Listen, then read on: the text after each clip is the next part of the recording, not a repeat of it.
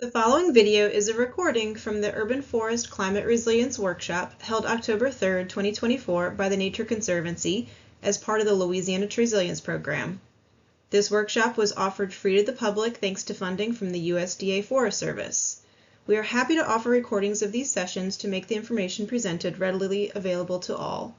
The following video is owned by the Nature Conservancy and should not be reproduced or distributed without our consent, and the content and information presented by each speaker is owned by them and should not be reproduced without their consent. Thank you.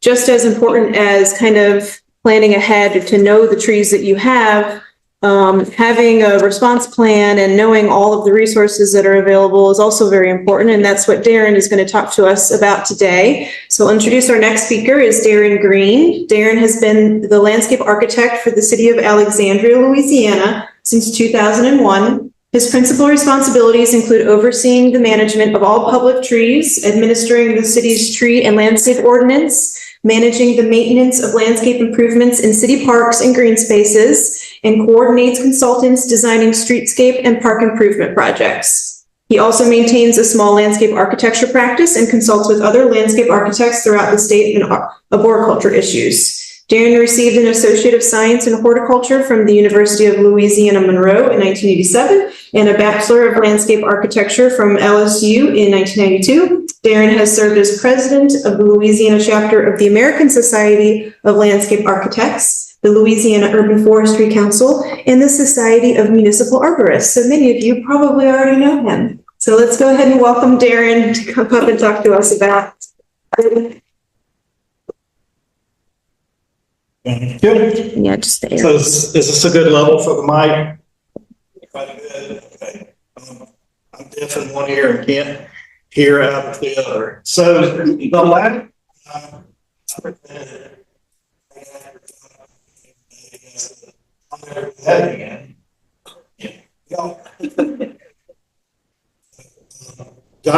Josh always has thought-provoking presentations, and his discussion are always thought-provoking. So if you're interested in having your thoughts provoked, I recommend you talk to Josh. He will throw a wrench into anything, and that's what I really like about him. So we're going to talk today about something a little different that some of you may not have worked, a space that some of you may not be familiar with. We're going to talk about getting ready for preparing for storm, primarily hurricanes, but the same thing could apply for ice storms, which we do have here in Louisiana.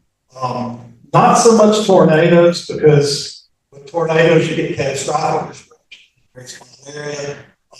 But this could also apply to widespread wind events, like we would have in the summertime with thunderstorms, or maybe when a cold front comes through in the fall or the spring. So let's get started. Enter. Hello. Oh, the arrow. There we go. All right. I think I went too far. All right, let's look at our agenda first. So we're going to talk about some general trends and why we should even plan, why we should even think about this. Why is this thing going crazy on me? There we go. We're going to talk about some things you can do for storm readiness, primarily tree risk assessments, standing contracts, and debris management sites.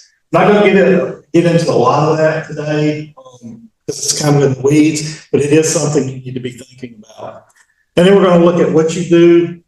You have a storm as it relates to the trees, to your urban forest, and then we're going to talk about a few recovery things.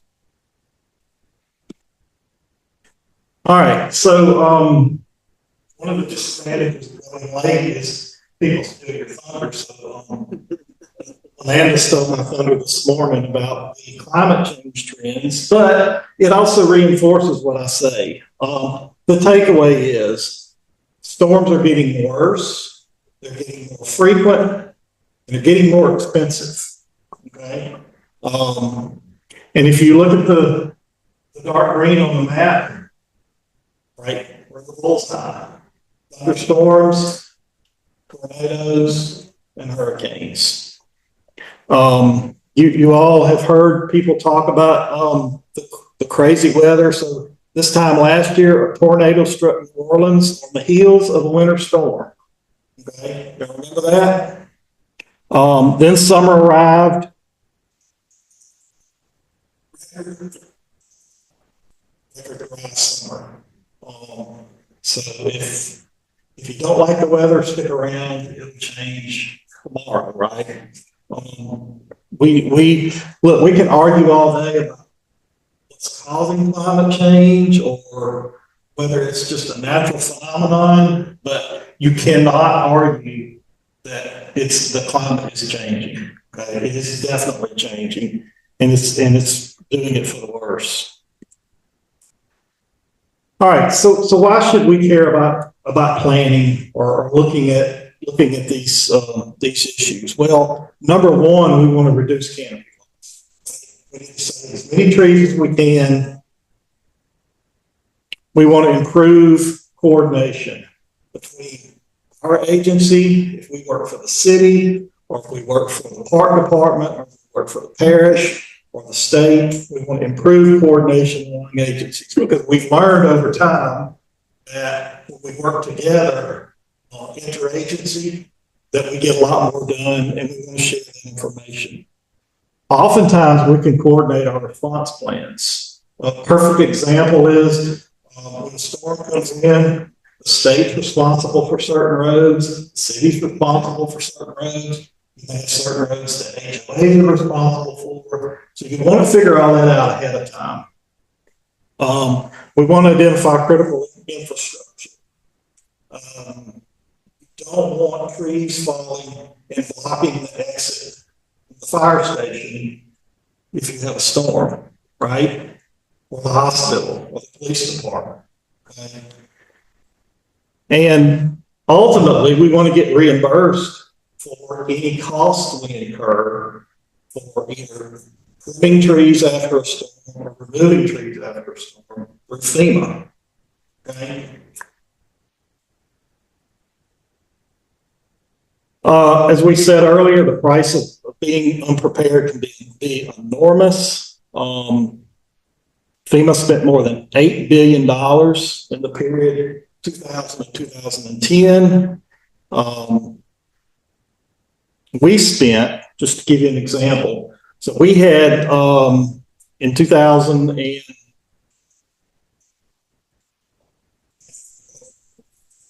we're not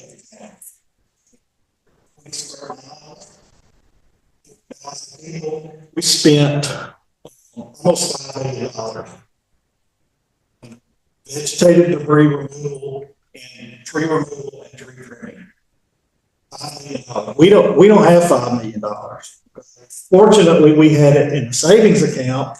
We were able to spend that money, and then we got about 90% of it back from FEMA. Dritter, do y'all have that much money?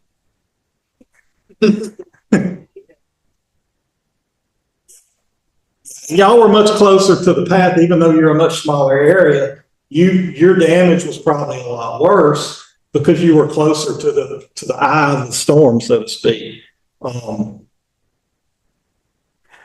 So, what should you do? First thing you should do, or should have already done, is conduct a tree risk assessment of your public trees. Now, that can take many different forms.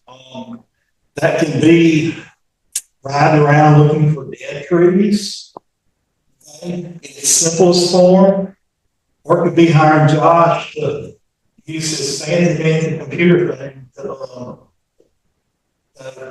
analyze every tree and every angle. Okay, so there are different levels of approach, and you really have to tailor that to your, number one, your needs, but number two, your budget, and kind of where, you know, we have to think about where we are.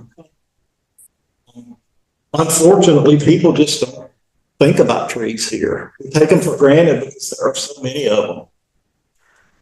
Second thing you should do, you should have contracts in place to deal with these issues before they happen. Dritter, did y'all have a standing contract? Or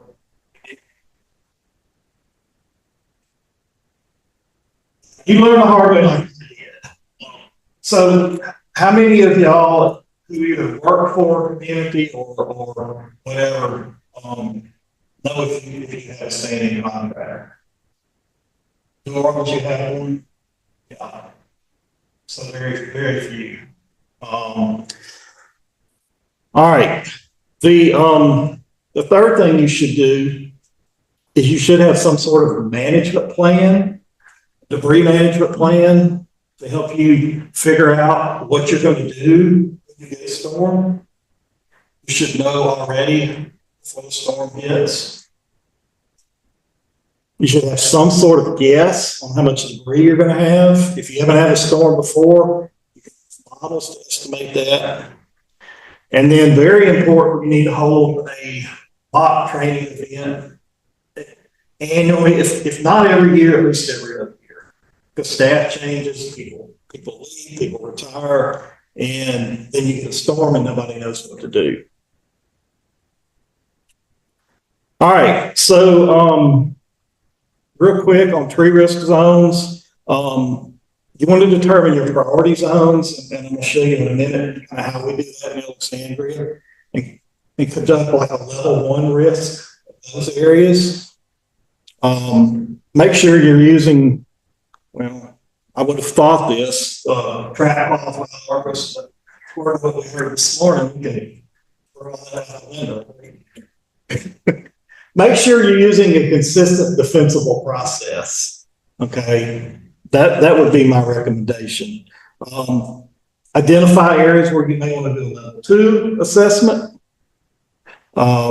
If you have a lot of dead trees or trees that you think are hazardous, try to work those into your removal rotation over time. You don't have to take them all out first day, but at least try to get ahead of those, especially, as we get into hurricane season. And then just do your normal routine structural pruning and maintenance trimming. All right, so this is a screenshot of the majority of our city, at least we have inventory data. And so you see there on the left, those are all our critical ones. And there's a bunch of different colors there. This is the species attribute.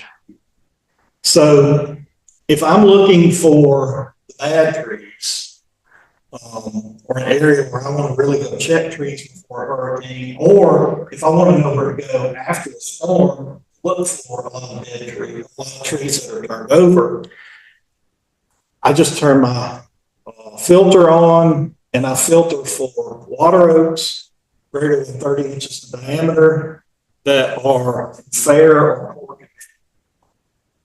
Look what happens to the map.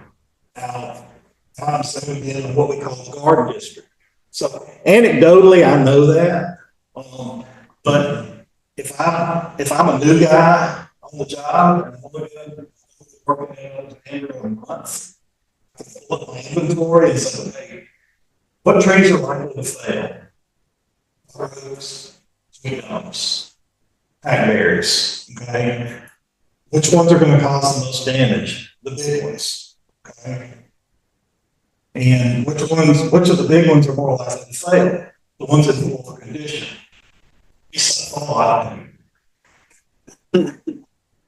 Until Josh's presentation. But again, it's not a perfect process, but it's better than just driving around saying, oh my God, we got to cut all these damn trees down, right? Because that's what happens in a lot of communities. All right, so standing contracts. Why do we need a standing contract? Well, we found out the hard way. It increases your speed and efficiency of response. If you don't have a contract in place, then you're going to end up with the people who aren't able to get pre-event contracts. So what do we know about contractors who people would not hire for a pre-event contract? Didn't get hired for a reason. All right, so you're gonna get stuck with the bottom of the barrel. All right. It can affect your federal reimbursement. Currently, you do not have to have a standing pre-event contract. I suspect that's going to change. We actually got more money back because we had a contract in place. We were able to get our cleanup done within 60 days, and so we got a bonus for doing that. So it can affect how much money. It can reduce canopy loss. That works. And you don't have to pay for it unless you use it. All right, so we talked about this. So for those of you that don't have standing contract, how would you not do this? Yes, sir.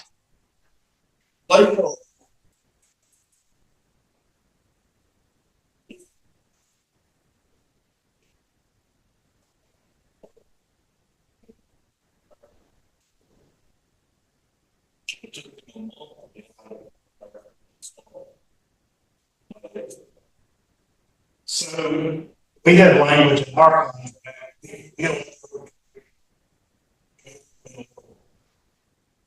And so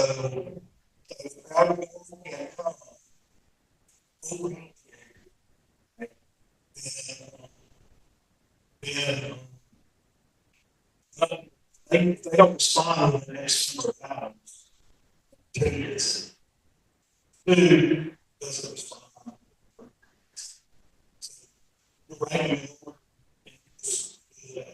Because that doesn't mean they're not a contract. It just means they have too many contracts in that area.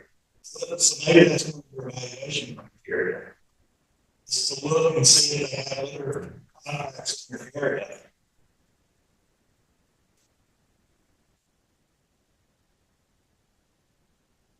All right, so we talk about pre-event contracts or standing contracts. So what type of contracts do you have to have? Well, first of all, you need a vegetative debris collection and hauling contract. Okay? That's to pick up all the trees and all the tree limbs and all the stumps out of the right of way, or off private property as it gets to the right of way. You need a hazard tree mitigation and removal contract. Typically, those are included with the debris removal contracts.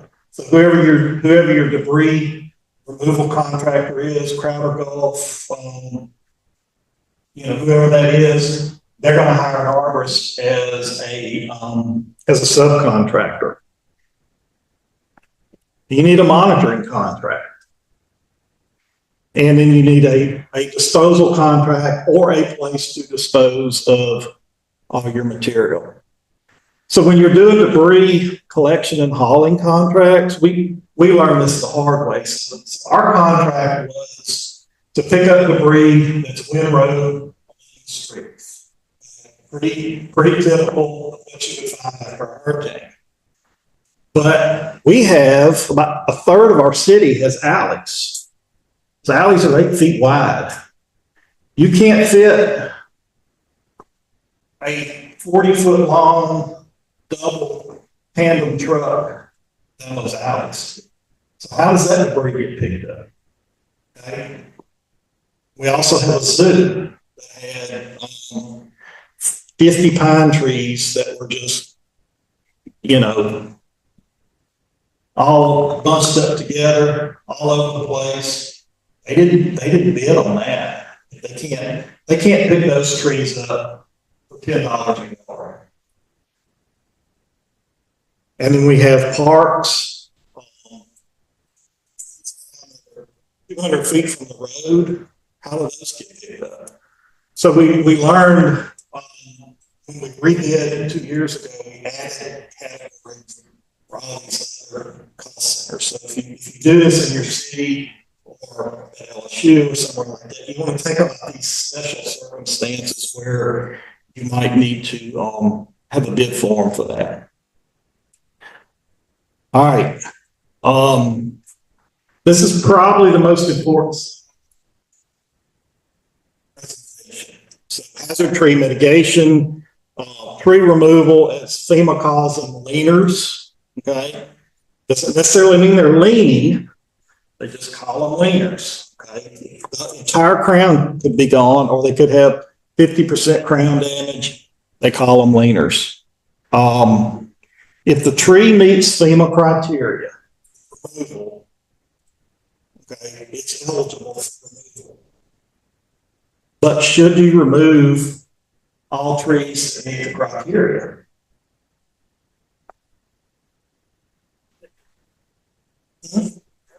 Trees. Well, let's say, 10% of your trees meet the criteria for removal in terms of the amount of damage they have, the broken limbs or limbs gone or cracked trunks or injuries from limbs falling off. Do you remove them all? Yes.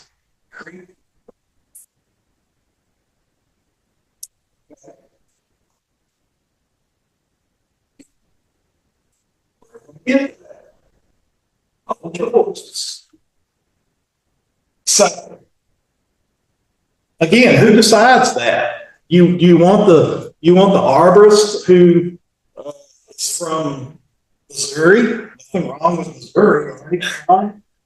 Good place to live. I got good arborists in Missouri. You want that guy deciding? Yeah, that tree goes, that tree goes, that tree goes. Do you want the eligibility determination expert from Tetra Tech who's on monitor? You want him determining that, making those decisions? Yes, ma'am.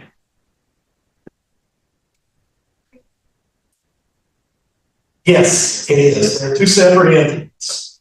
And so the monitor typically, determining and monitoring that and quantifying what gets done.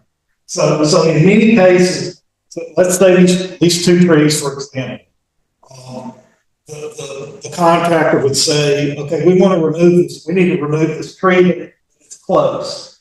So he would call a monitor would come look at it and say, yeah, it meets the criteria. Let's go ahead and remove it. So which one of these trees? So I'm going to give you a little history. Tree on the left is a live oak. Tree on the right is a water oak. Does that help you decide? Yeah. I mean, we kept some live oaks that looked like bombs had gone off in the grounds. Okay, and I said, just go back, wherever they broke, go back to the next limb or where the next limb used to be, make a cut. Let's leave them. If we need to take them down later, we'll take them down later. You've already gotten rid of the whole crown for us. There's nothing left but trunk. But what's that tree going to hurt? But if you take it out, at least to my knowledge, we haven't figured out a way to put them back. The water oak, even if the water oak is close, or even if it's not close and we can cheat a little bit on it, let's take it down. But somebody's got to make those decisions. And if your city or parish or facility, LSU, doesn't have someone who's capable of making those decisions, and if the contract doesn't say as directed by city arborist or contract arborist or rose trimmer or whoever, then those decisions are going to get made by somebody, some random criteria, right? Yes. The criteria doesn't reversible those. Correct. Yeah, but that doesn't mean, like, they don't compel you to remove them just because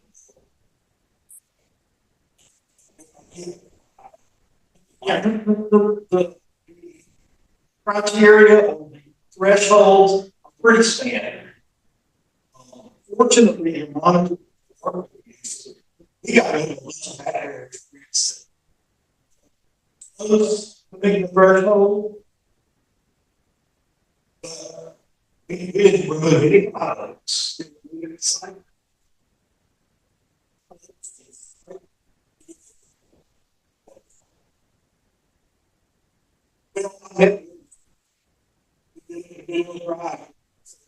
This is a lie. We don't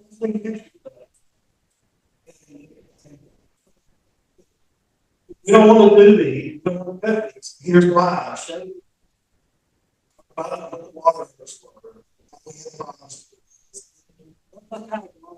Educated, both minors and artists.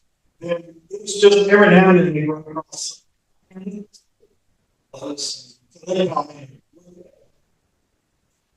city doesn't have the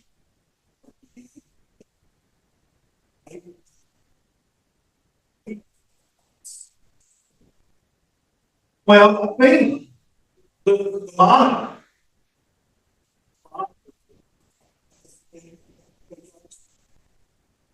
FEMA or somebody from the Corps.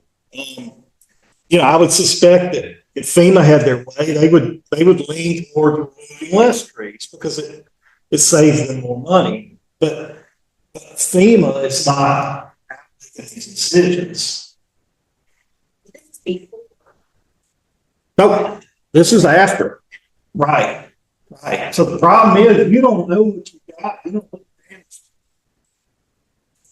Very quick, within a few days, these contractors then we them, they're going to bring in an arborist further. So you got to be ready. So if your city doesn't have a city forester, then you either need to develop some sort of criteria that you can give and say, here's the kind of trees we want to keep, here's the kind of trees we want to get rid of, maybe have somebody on contract, maybe have somebody from extension, hire somebody like Malcolm to do that kind of thing. But somebody's got to make that decision. All right, so we're talking about monitoring. You can self-monitor. Now, yeah, but you can also do heart surgery on you. Okay. Doesn't mean it's a good idea. So this is a hazard-free and limb removal report and a vegetative debris collection report. This is a screenshot of fourth of the page of about probably 2,000 pages of data that's collected. So we had 40 monitors at the height of the cleanup. So unless you've got 40 people in your city who know how to do this and don't have anything else to do, you probably just want to go ahead and get a monitor. And the monitoring cost is also reimbursable. All right, so how do you start developing these contracts? Well, you steal it from somebody else. There's why reinvent the wheel. So a couple of tips on doing that. So we're in Alexandria, so I probably don't need to use a contract that's developed for a community that's on. Okay.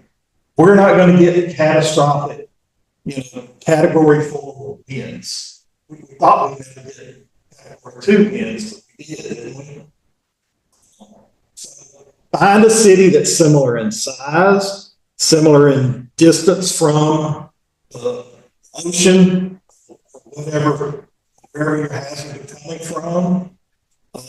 Maybe they're, maybe the same type of city. Maybe they're in the parish next to you, so you can kind of use that as a starting point. You want to research the FEMA requirements, make sure you're familiar with those. get your purchasing people and your legal people involved early. I call them the obstructionists of the world. Accountants and lawyers. It's like, if you get them involved early, it'll help. Because you can do all this work and then they'll say, oh no, we're not going to do that. You did it all wrong. So make sure you involve them. Connect with your emergency either at your parish level or GoSIP. GoSIP has a lot of good stuff on their website. If you call them, they will help you. They're not going to, they're not going to knock on your door and say, hey, we're here to help you. If you call them, they will help you. And they do have a lot of good resources. Or you can do like I did. I went to a week-long FEMA training in Maryland, and it's free. All you have to do is get your emergency manager for your parish to endorse you to go. So if you manage, if you're a forester for an entity, park district, LSU, parish or city, they'll let you go.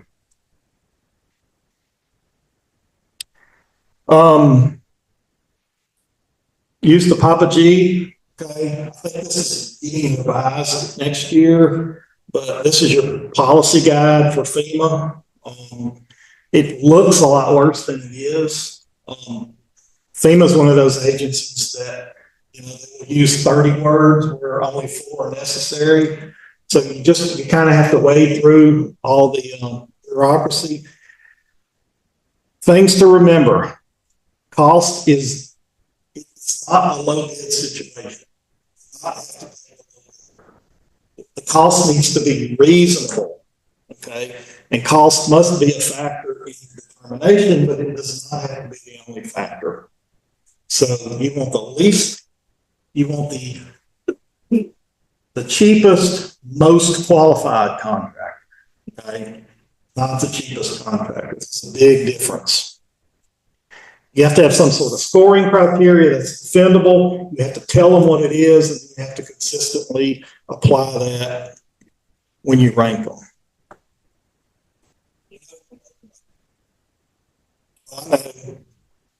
Why is this doing this?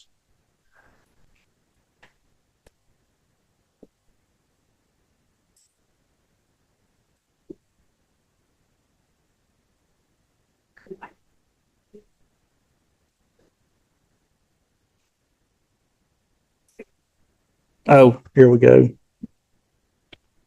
There we go.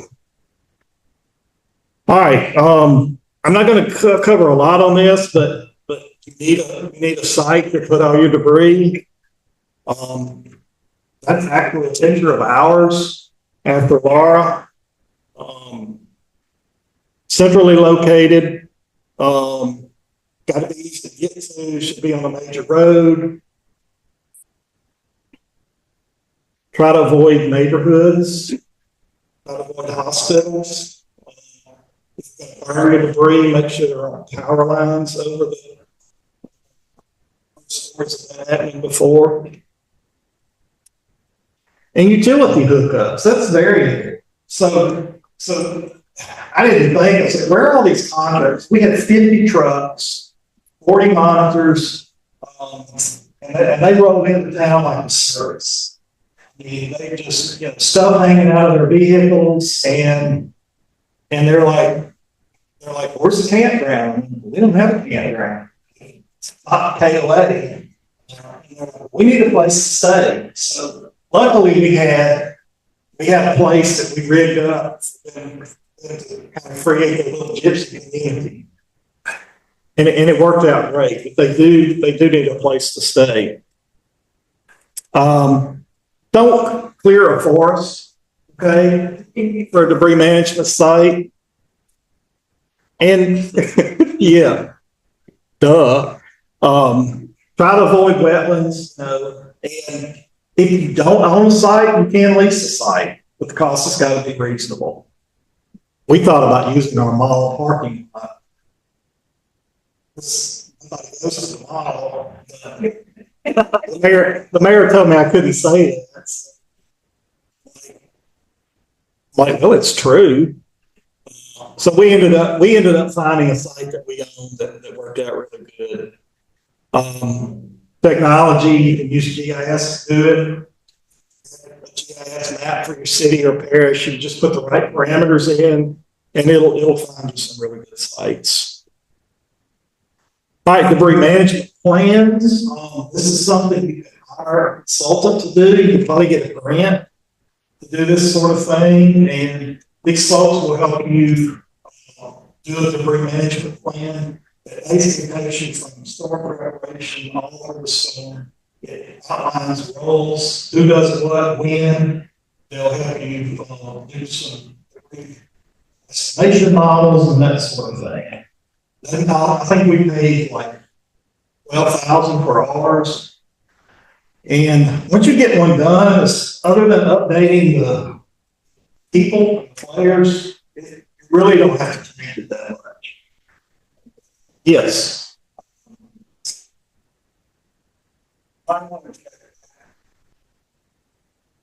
Price.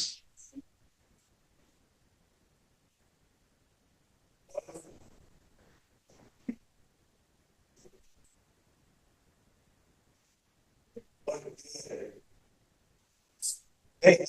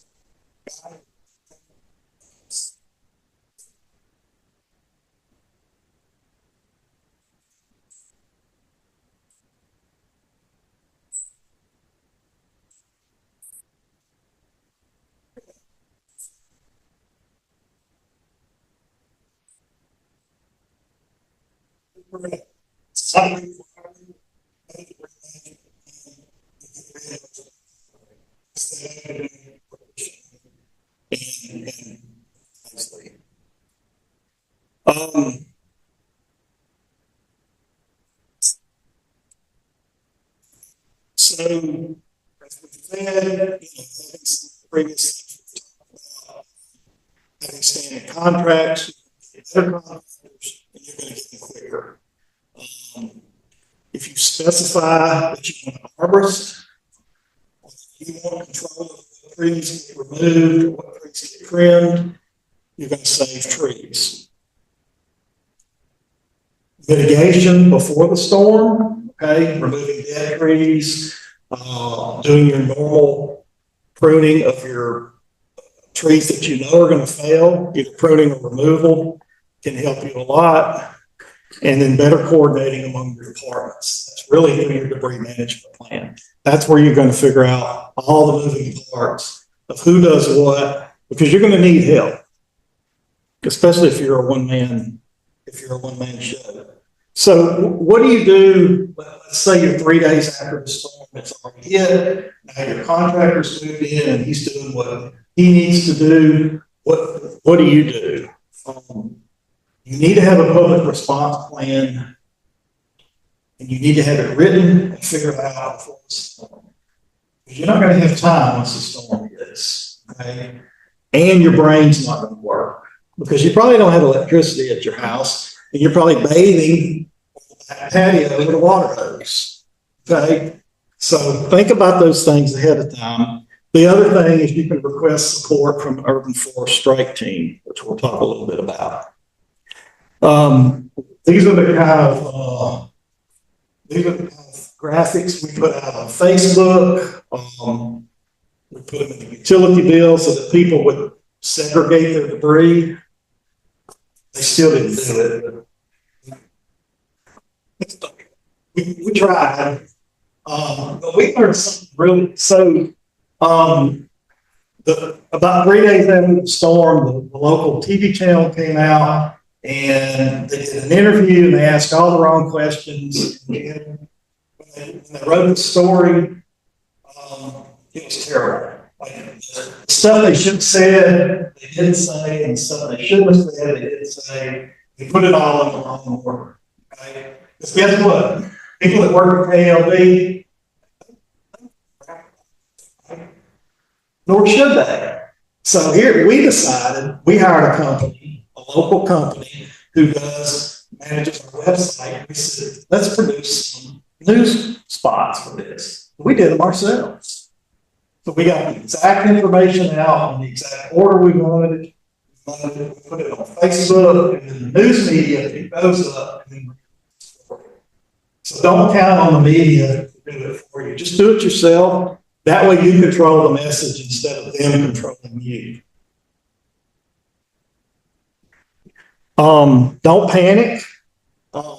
You will get 6,000 phone calls, and every one of them is an emergency, right? Mrs. Jones has a limb that big around on her front grass, and it's killing her grass, and she wants you to come pick it up. No, I'm not coming to pick your limb up, okay? But you will get requests for that. If it doesn't require immediate attention, just explain the process. We have a hierarchy of needs here, and we can get to you when we get to you. Advise people about scam artists. Okay, I know there are no scam artists in the arboriculture or debris removal industry, right? But just in case there might be, advise people to watch out for arborists in pickup trucks with a pole saw sticking out of the back window of a Ford Torino. Okay, they're probably not licensed. Here's just kind of a sample priority ranking of storm calls. If somebody calls and says there's a tree on my car and my child is caught in the car, that's an emergency. Okay. If a lady's grass is getting killed because there's 3 leaves on the ground, that's not an emergency. So try to think of things in that order. All right, let's look at recovery. We're going to look at some short-term and long-term activities. So once your arborist is gone, let's say you decided to keep a bunch of live oaks and magnolias and cypress, and you just kind of got the dead limbs out of them or the broken limbs. You're going to want to put those in your inventory and go back and check on them, okay, and do some restorative pruning. Planting sites. You're going to have a lot of planting sites. Make sure you catalog those and come up with a plan, a budget to replace those, and improve your public outreach record efforts. Look, right after a storm, it's the best time to ask for more money, right? Because you're important. Like man, you did a great job of cleaning all this up. Yeah, I need some tree planting money because we lost all these trees. Okay, don't sit around and wait. Use that collateral, that political clout to get what you need. Long-term activities.